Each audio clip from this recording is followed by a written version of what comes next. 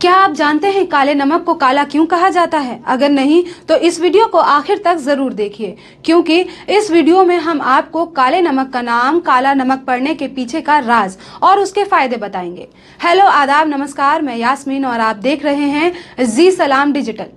दोस्तों, क्या आपके मन में कभी ये सवाल आया कि काला नमक तो गुलाबी रंग का होता है, तो फिर क्यों उसे काला नमक कहा जाता है?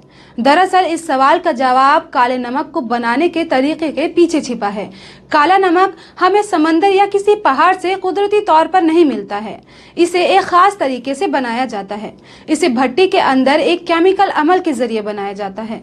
नमक बनाने वाली कंपनियां ये दहकती हुई भट्टियां पहले से ही बनाकर रखती हैं, लेकिन जिस खास तरह के मटके में ये काला नमक बनाया जाता है, इन मटकों को दोबारा इस्तेमाल नहीं किया जा सकता है।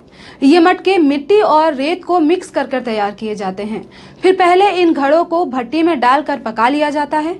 इन मटकों में पहले खड़ा नमक, फिर छोटी अरहर, फिर बड़ी अरहर, आंवला और बबूल की छाल को पीसकर बनाया गया खास तरह का पाउडर डाला जाता है। काले नमक को काला बनाने का काम यही पाउडर करता है। फिर इन मटकों को 12-13 घंटों के लिए भट्टी में पकने के लिए छोड़ दिया जाता है।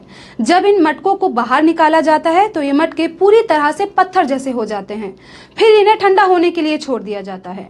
ठंडा होने के बाद इन मटकों से अलग कर लिया जाता है। आपको बता दें, ये नमक उन मटकों से क्रिस्टल की शक्ल में बाहर निकलता है, तो ये क्रिस्टल ब्लैक कलर के दिखते हैं, इसलिए इसे काला नमक कहा जाने लगा। जब इन काले क्रिस्टल को पीसकर पाउडर बनाया जाता है तो ये गुलाबी रंग का दिखने लगता है।